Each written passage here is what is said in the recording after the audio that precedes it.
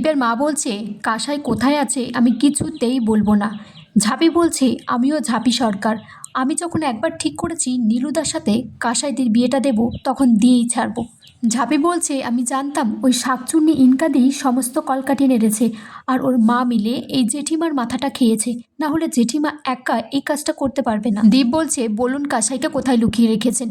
ঝাঁপি বলছে এরা অত ভালো কথা বোঝে না, এদের সাথে অন্য ভাষায় কথা বলতে হবে, বলুন কাসাইদিকে কোথায় লুকিয়ে রেখেছেন।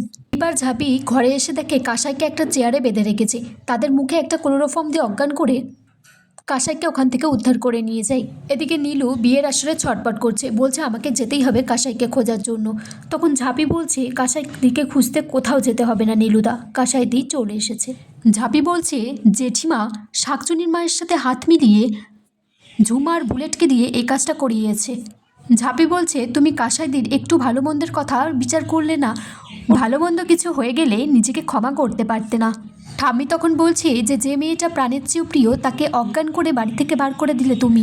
ঝাঁপি বলছে আমাদের হাতে কিন্তু বেশি সময় নেই, বিয়েটা তাড়াতাড়ি করে শুরু করতে হবে। নীলু কাসাইকে সিঁদুর পরাতে যাবে তখন দরজায় এসে নীলুর বাড়ির সবাই ধাক্কা দিচ্ছে, দরজাটা শেষমেশ খুলে ফেলেছে। বলছে নীলু তুই এই বিয়ে কিছুতেই করবি না, সিঁদুরের কোটোটা ছুঁড়ে ফেলে দেবে।